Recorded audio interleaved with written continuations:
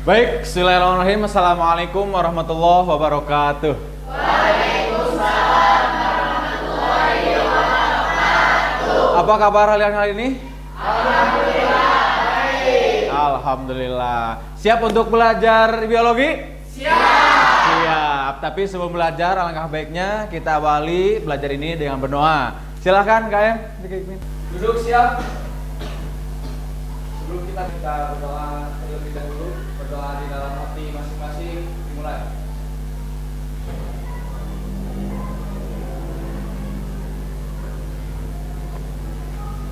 Selesai. Baik, untuk selanjutnya untuk mengecek kehadirannya kita cek dulu ya absen untuk hari ini. Ada yang ke sekolah atau hadir semua? Hadir semua. Kalau hadir kita absen ya. Ada Wildan? Hadir. Asik, ada. Algiansa? Asik, alhamdulillah ada ya. Azmi? Hadir. Oke. Febri? Mana? Bukan pemain Persib Bandung? Oh, bukan ya. Febri ada ya. Alhamdulillah kita hadir semuanya ya. Maka dari itu nanti ataupun kita sekarang akan mengetahui dulu kalian perasaannya gimana hari ini. Silakan pilih salah satu di sini. Siap, luar biasa ya. Berarti kita siap untuk belajar biologi. Siap. Untuk keanekaragaman hayati. Siap. Nah, untuk kita membahas keanekaragaman hayati, kita terlebih dahulu kemarin kan belajar. Kita mengetahui keanekaragaman hayati itu apa. Ada yang bisa menyebutkan pelajaran kemarin? Oke, Sakila. Keanekaragaman hayati dibagi menjadi 3 tingkatan. 1. Tingkatan gen, contohnya kucing Anggora, kucing Persia, dan kucing Jawa. 2. Tingkatan spesies, contohnya seperti jagung, padi, tebu, dan ilalang. Yang ketiga, tingkatan ekosistem, contohnya seperti hutan hujan tropis, gurun, dan pantai. Wih, luar biasa. Beri aplaus buat Sakila. Oke ya. Itu mungkin tingkatannya. Tingkatannya ada 3, ada gen, ada spesies, ada ekosistem. Ada lagi pelajaran kemarin? Oke, Lisni, silakan Lisni. Berdasarkan garis Wallace dan garis Weber, fauna Indonesia terbagi menjadi 3 zona. Pertama, fauna asiatis. Kedua, fauna peralihan. Ketiga, fauna australis. Wih, betul. Beri aplaus buat Lisni. Pada mengerti ya mungkin untuk minggu kemarin. Dan minta satu lagi ada gak? Oke. Ria atau bisa disebut Bella, silahkan. Ekosistem Indonesia yang memiliki keragaman hayati tertinggi dan plasma nutfah terbesar. Betul. Plasma nutfah terbesar adalah hutan hujan tropis dengan memiliki ciri tumbuhan yang selalu hijau sepanjang tahun, curah hujan yang tinggi, dan tumbuhan yang heterogen. Ya, betul sekali ya. Mungkin untuk kita sebagai umat manusia dan sebagai orang yang menjadi agent of change buat kedepannya, kita itu adalah seorang pelajar yang akan nantinya merubah kehidupan kita selanjutnya. Jadi jangan sampai kita nanti ketika anak cucu kita lahir tidak kebagian keanekaragaman hayati kita atau populasinya punah. Maka dari itu kita akan belajar sekarang bagaimana cara ataupun upaya-upaya melestarikan keanekaragaman hayati. Nah, di sini ada gambar apakah ini? Ada yang bisa? Silakan. Oke, Farel. Unur-unur. Ini bukan unur-unur, kalau unur-unur kita ke belakang. Nah, silakan. Kunang-kunang, betul, kunang-kunang. Ini, nah ketika ini gambar kunang-kunang, kita kan kalau malam-malam lagi main itu apa? Menemukan kunang? Dulu, kalau sekarang ada tidak? Silakan, Firman, gimana tanggapannya?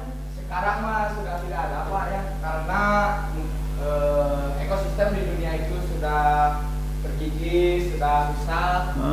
Jadi kunang-kunang yang dulu kita sering lihat pada malam hari dengan indah dan berkelip-kelip, Iya. sekarang sudah tidak ada Pak. Betul, karena kerusakan Ekosistem. Apakah kunang-kunang ini bisa punah? Bisa, kalau kita tidak menjaga ekosistem atau keanekaragaman hayati. Dan 3, adakah cara untuk pelestariannya ataupun mencegah kepunahannya?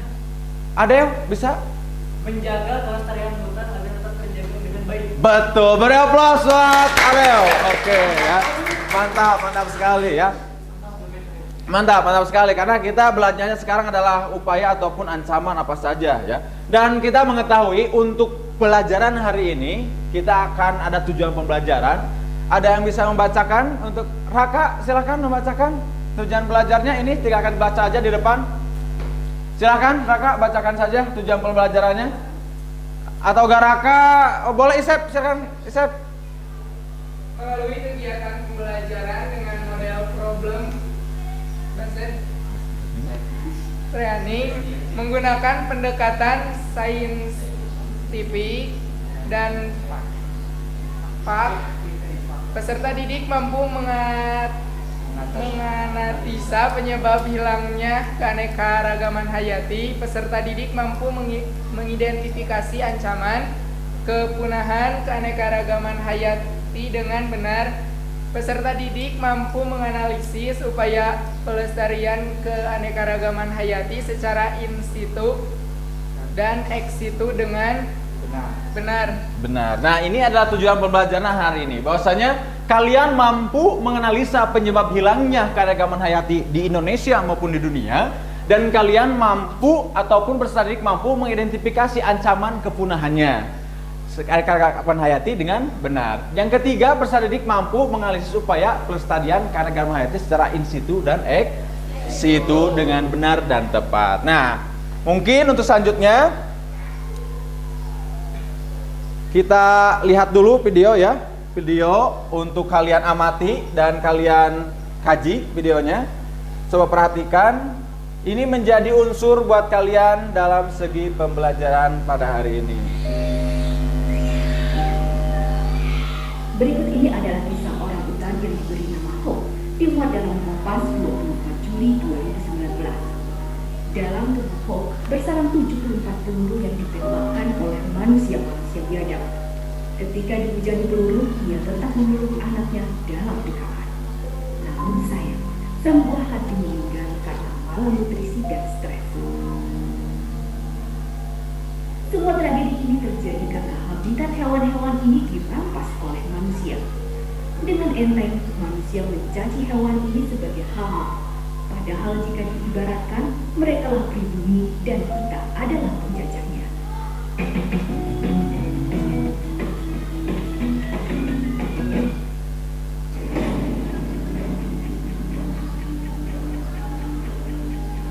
Apabila umur bumi diibaratkan 24 jam, yaitu sejak awal penciptaan hingga saat ini, maka pada 4 detik terakhir adalah masa di mana manusia mulai berakhir.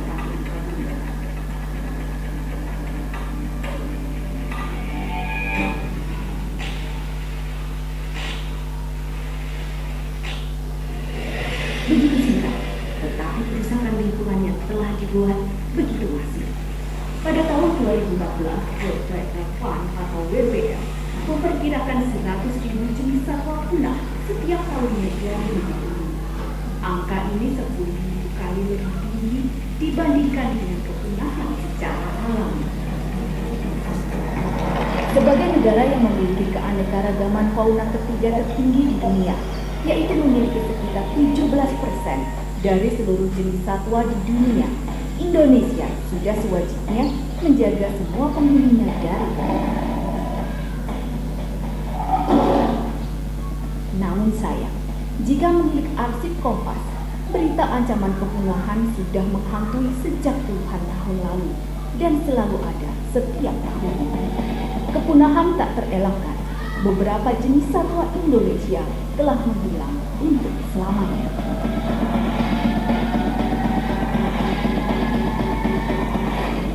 Untuk di abad 20 ini yang sudah quote-unquote official yang locally extinct karena itu ya harimau Jawa, harimau Bali, dan babi kutil yang ada di Madura. Nah ini juga perhatian karena dunia sering melihat kepunahan itu hanya karena jenis-jenis yang karismatik. Inilah contoh para satwa yang berada dalam situasi genting kepunahan. Mereka berada pada kategori critically endangered atau peneror. Warga Indonesia dipercaya oleh Yang Maha Kuasa untuk hidup berdampingan dengan keberagaman. Janganlah keserakahan mengkhianati kepercayaan itu.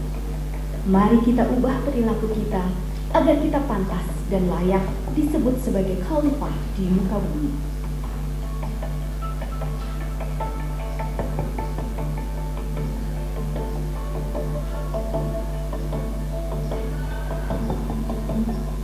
Oke. Menarik gak topik ini? Menarik. Nah, apa bisa menyimpulkan siapa? Untuk dari video tersebut? Silahkan, Azmi.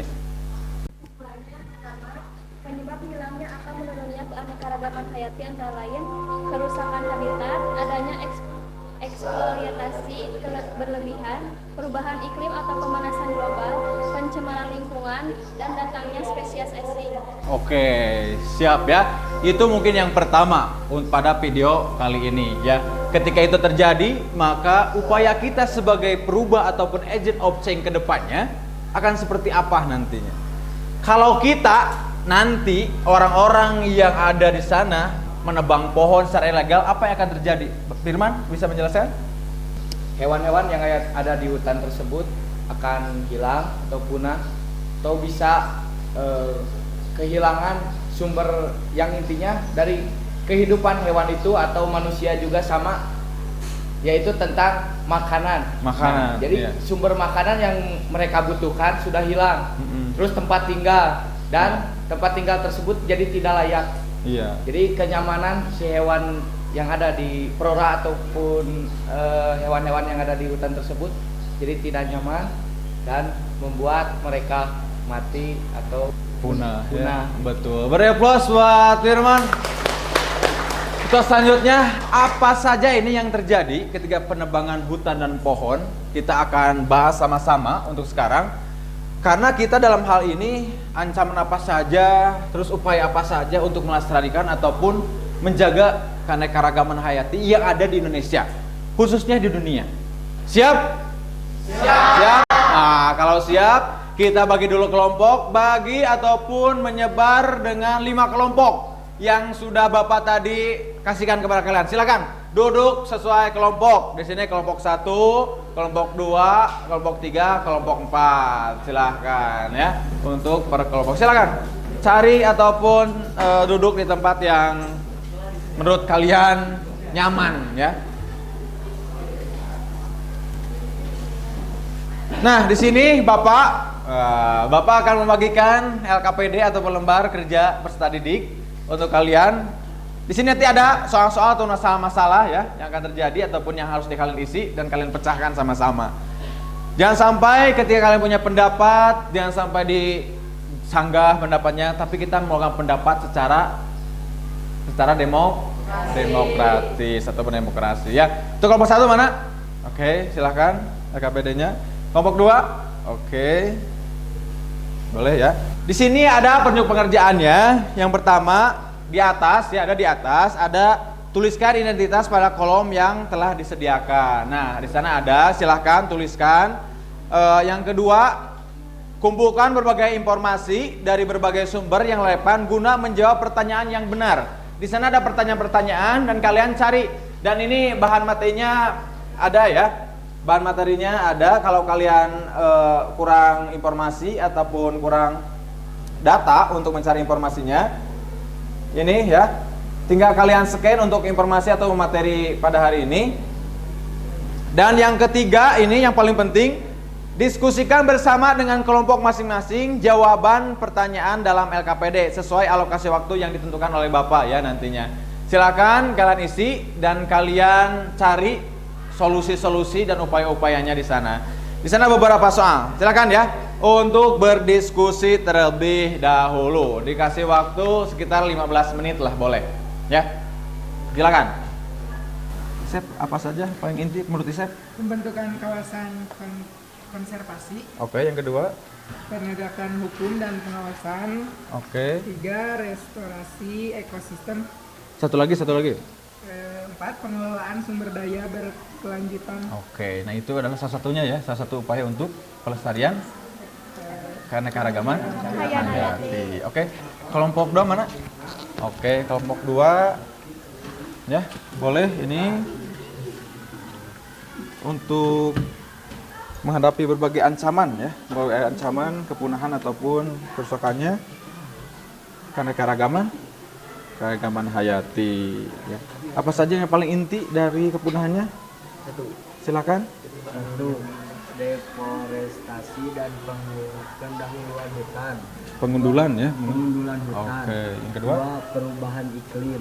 3, polusi. 4, perubahan perburuan liar dan Nah, perdagangan perburuan liar, polusi itu bisa mengganggu ya, untuk mengancam dari keanekaragaman hayati. Kelompok 4, mana kelompok 4? Mana kelompok 4? Oh, ini kelompok 3, kelompok 4 dulu lah, kelompok 4 dulu ya. Kelompok 4 dulu, masalahnya apa ini? Masalahnya apa?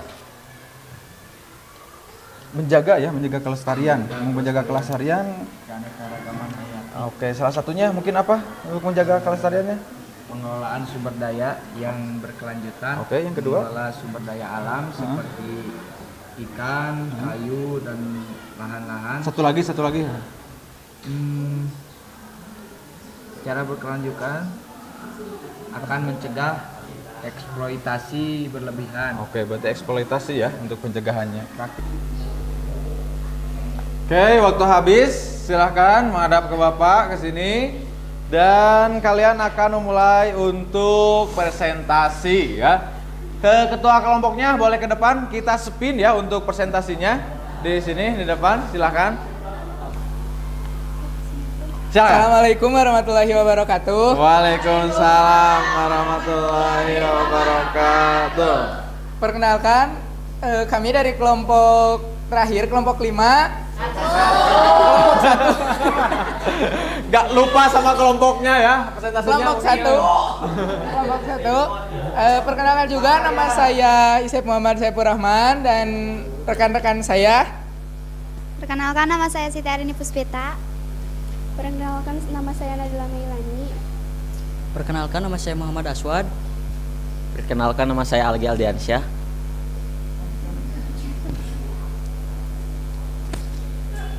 Pelestarian keanekaragaman hayati di Indonesia dilakukan melalui berbagai pendekatan, baik dari segi kebijakan, pelestarian habitat, partisipasi masyarakat, hingga penggunaan teknologi.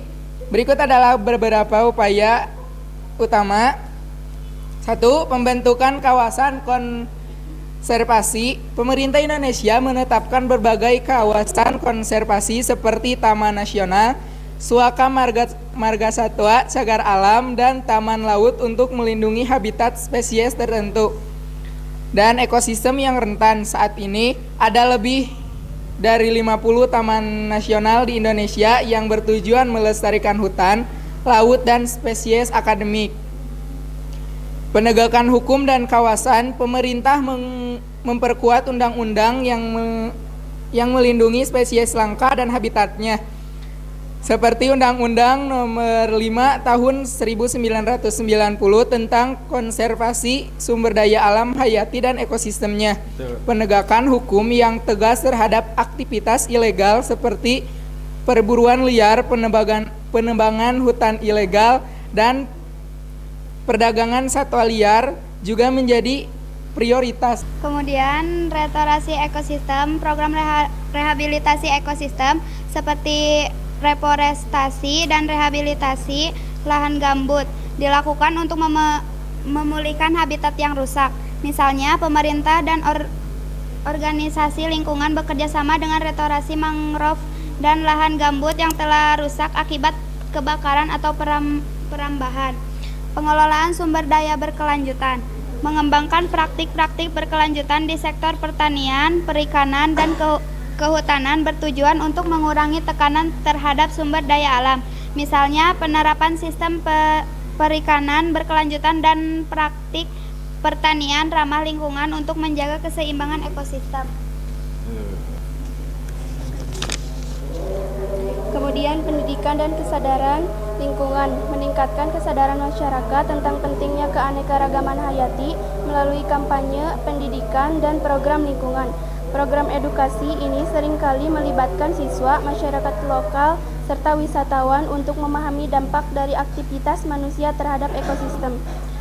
Pelibatan masyarakat lokal dan adat. Masyarakat adat dan lokal sering memiliki pengetahuan dan tradisi yang mendukung pelestarian alam. Program konservasi yang melibatkan masyarakat lokal seperti pengelolaan hutan adat memberikan mereka peran aktif dalam menjaga keanekaragaman hayati di wilayah mereka. Program ini melibatkan penyiapan habitat dan pemantauan untuk memastikan spesies dapat bertahan di alam. Kerjasama internasional. Indonesia bekerja sama dengan berbagai lembaga internasional untuk melindungi keanekaragaman hayati, baik dalam bentuk dukungan finansial maupun teknis.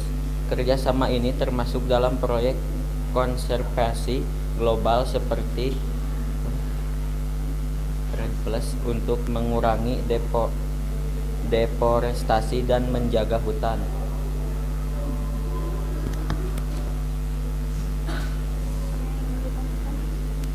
Oke, silakan langsung aja ya. Silakan, ada yang mau ditanyakan? Silakan. Oh, siapa dulu? Oke, sangat banyak ya untuk pertanyaannya. Boleh Bella dulu, Ria. Sebelumnya terima kasih kepada kelompok 1 yang sudah memberikan waktu untuk sesi tanya jawab. Saya mau bertanya, misal 10 tahun ke depan jika pendekatan atau partisipasi itu hilang, apa yang akan terjadi dan bagaimana cara mengatasi masalah tersebut? Oke, jadi bagaimana jika 10 tahun mendatang jika aplikasi itu tidak dibuat ataupun tidak dilaksanakan? Akan ada apakah tahun ke depan? Silakan. Jawab langsung. Mau ada pertanyaan lagi? Pertanyaan dulu. Oh, pertanyaan dulu. Silakan. Apakah tidak ada peraturan untuk tidak membolehkan perdagangan liar secara ilegal? Oke. Supaya tetap terjaga kelestariannya. Oke. Ada aturan nggak untuk kelestarian supaya terjaga gitu? Ya, mau jawab dulu? Silakan. Yang pertama tadi, 10 tahun yang akan datang bagaimana kalau tidak terjaga kelestarian itu atau keanekaragaman hayati itu? Silakan. Apa akan ada apa gitu? Maksudnya akan ada apa? Ya? Jika keanekaragaman hayati 10 tahun tidak dijaga. Mungkin singkat saja ya. Boleh. Untuk pertanyaan yang pertama tadi 10 tahun ke depan jika tidak dijaga mungkin akan terus-menerusnya kepunahan. Iya. Dah.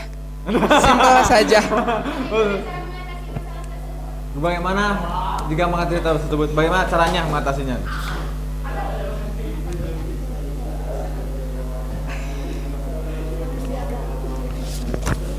Silakan. Bisa dibantu ya, bisa dibantu. Silakan.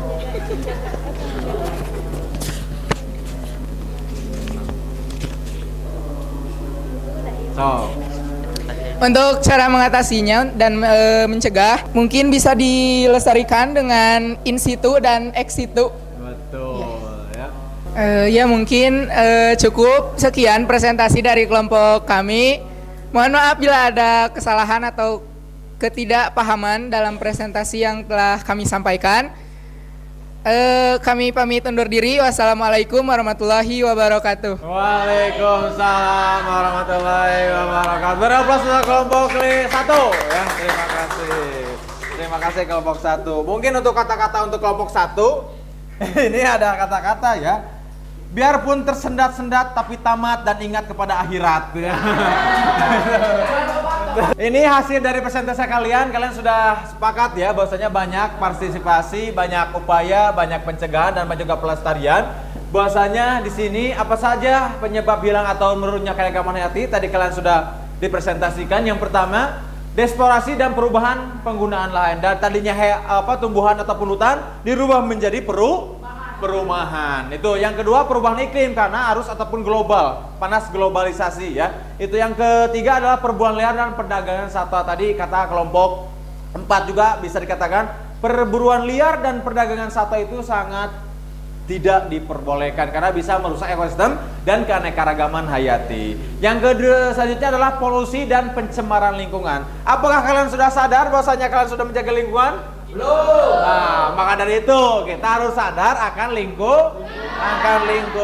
Dan yang kedua, ancaman terhadap kelestarian hewan maupun tumbuhan. Pertama, kerusakan habitat. Tadi oleh kelompok 4 dan kelompok 1 dijelaskan, kerusakan habitat itu bisa terjadi kalau kita tidak sadar terhadap aturan dan keamanan. Yang kedua adalah eksploitasi berlebihan. Tadi impor, ekspor atau penggunaan lahan yang sangat tidak teratur itu bisa dapat menjadi ancaman terhadap kelestarian hewan ataupun tumbuhan. Upaya apa saja yang harus dilakukan untuk kelestarian keanekaragaman hayati? Pertama, adanya sistem tabang pilih dan reboisasi. Kalau kita sudah menebang, berarti kita harus menanam. Kalau kita sudah mengkonsumsi, kita harus mendaur ulang. Yang kedua, pengolahan limbah industri yang sangat tepat. Kalau sampah itu harus dibuang kepada tempatnya, bukan kepada temannya, tapi kepada tempatnya ya. Oke, itu mungkin untuk ke presentasinya. Ada yang bisa menyimpulkan nggak? Untuk siap. Untuk Adwi silakan simpulkan. Kesimpulannya yang pertama, ancaman yang akan terjadi apabila keanekaragaman hayati tidak dilestarikan. Yang pertama, hilangnya ekosistem yang berimbas pada makhluk hidup lain, hilangnya identitas manusia dalam mempertahankan flora dan fauna, hilangnya flora dan fauna khas Indonesia, terjadi kepunahan. Dan yang terakhir, ada upaya yang dilakukan untuk pelestarian keanekaragaman hayati, menjaga flora dan fauna langka, melakukan reboisasi, menjaga hutan dari perburuan dan penebangan, mengadakan pelestarian secara in situ dan ex situ.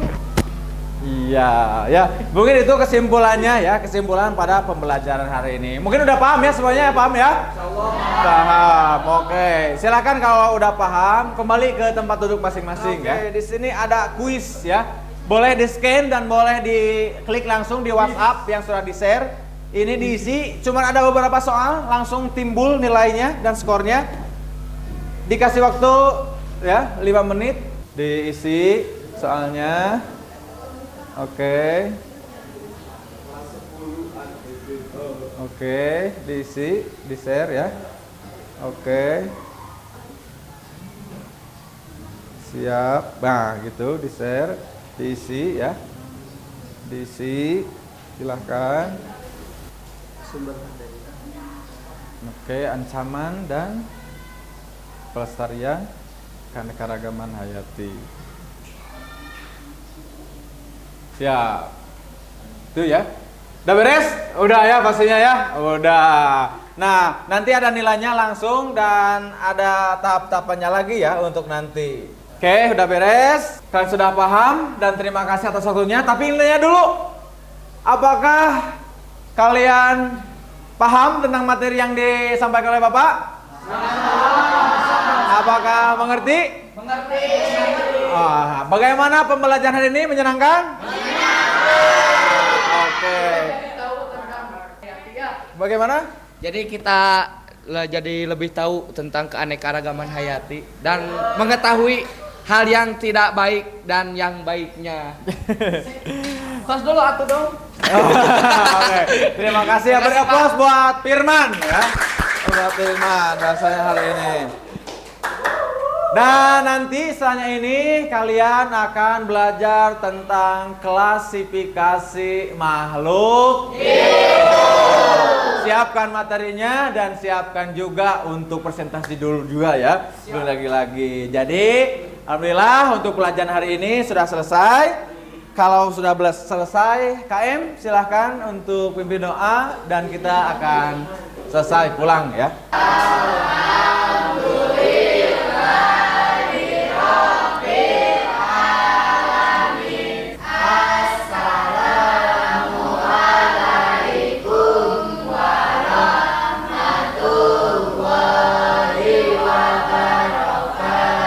Waalaikumsalam warahmatullahi wabarakatuh. Terima kasih. Salam kepada orang tua kalian dan salam kepada kakak kalian. Bahwasanya hari ini jangan lupa bahagia, tersenyum dan bersyukur. Assalamualaikum warahmatullahi wabarakatuh.